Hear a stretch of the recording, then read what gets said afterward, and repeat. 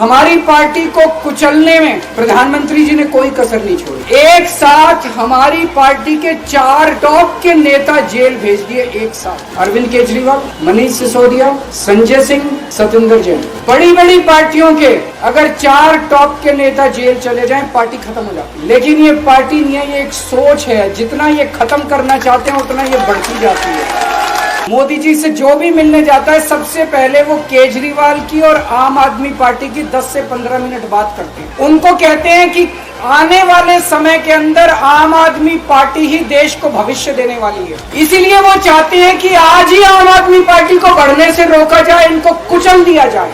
ये तानाशाही है। 75 साल के अंदर इस कदर किसी पार्टी को और उसके नेताओं को प्रताड़ित नहीं किया गया जिस तरह से प्रधानमंत्री मोदी जी ने आम आदमी पार्टी को प्रताड़ित करने की कोशिश की। प्रधानमंत्री जी कह रहे हैं मैं भ्रष्टाचार से लड़ रहा हूं। देश के सबसे बड़े चोर, उचक्के और डकैतों को उन्होंने अपनी पार्टी में शामिल कर दिया। जिन लोगों को 10 दिन पहले मोदी जी कहते थे 70,000 करोड़ का इसने घोटाला कर दिया, थोड़े दिन के बाद उसी आदमी को अपनी पार्टी में शामिल करके किसी को डिप्टी सीएम बना देते हैं, किसी को मंत्री बना देते हैं और उनके सारे ईडी और सीबीआई के मामले खत्म कर देते हैं और कहते हैं मैं भ्रष्टाचार से लड़ रहा हूं। मैं मोदी जी को कहना चाहता हूं, भ्रष्टाचार से अगर लड़ाई लड़नी है तो केजरीवाल से सीखो। 2015 में जब दिल्ली में हमारी सरकार बनी थी, हमारे एक मंत्री का एक ऑडियो मेरे पास किसी ने व्हाट्सएप कर दिया। उस ऑडियो में मेरा मंत्री किसी दुकान वाले से 5 लाख रुपए मांग रहा था। मैंने अपने खुद मंत्री को सीबीआई के हवाले कर दिया, जेल भेज दिया था अपने मंत्री। ये होती है भ्रष्टाचार के खिलाफ लड़ाई।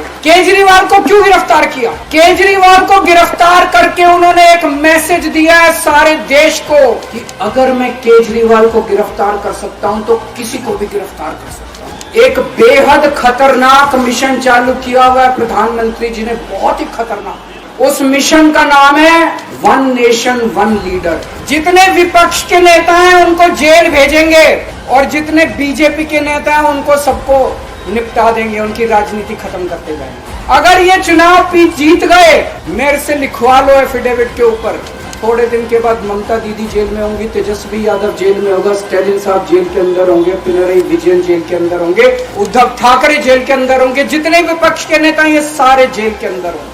अगर ये चुनाव जीत गए, इन्होंने बीजेपी का एक नेता नहीं छोड़ा। आडवाणी जी की राजनीति खत्म कर दी इन्होंने, मुरली मनोहर जोशी की राजनीति खत्म कर दी, सुमित्रा महाजन की, शिवराज सिंह चौहान जिसने मध्य प्रदेश का चुनाव जीत के दिया इन लोगों ने, शिवराज सिंह चौहान ने उसको मुख्यमंत्री नहीं बनाया, उसकी राजनीति खत्म कर दी। वसुंधरा राजे की राजनीति खत्म कर दी इन्होंने, खट्टर साहब की राजनीति खत्म कर दी, डॉक्टर रमन सिंह की राजनीति खत्म कर दी। अब अगला किसका नंबर है? योगी आदित्यनाथ की राजनीति खत्म करेंगे, उनको भी निपटा देंगे। आज एक तानाशाह इस देश से जनतंत्र खत्म करना चाहता है।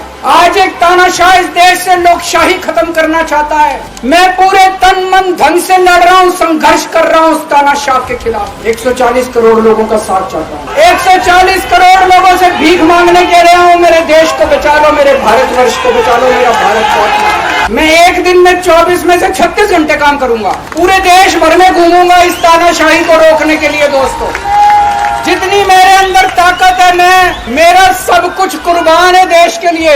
मेरा तन मन धन सब कुछ कुर्बान है मेरे देश के लिए। मेरे खून का एक एक कतरा मेरे देश के लिए, मेरे शरीर का एक एक कतरा, मेरी जिंदगी का एक एक पल मेरे देश के लिए। मेरे देश को बचाने के लिए मैं पूरे देश में जाऊंगा। मेरा अपना आकलन है कि 4 जून के बाद इनकी सरकार नहीं बन रही, मोदी सरकार नहीं बन रही है। केंद्र में इंडिया गठबंधन की सरकार बन रही है। आम आदमी पार्टी उस सरकार का हिस्सा होगी। दिल्ली को पूर्ण राज्य दिलाएंगे। दिल्ली का एलजी लोगों का एलजी होगा, दिल्ली का एलजी दिल्ली वालों का एलजी होगा। गुजरात से आया हुआ अभी। दोस्तों, केजरीवाल को कभी किसी पद का लालच नहीं हुआ। मैं आप मंत्री, मुख्यमंत्री, प्रधानमंत्री ये सब बनने नहीं आया। आज मैं अगर दिल्ली की जेल के अंदर रह के दिल्ली की जेल से इस्तीफा नहीं दे रहा, वो इस तानाशाही के खिलाफ संघर्ष कर रहा हूं, इसको समझ लेना।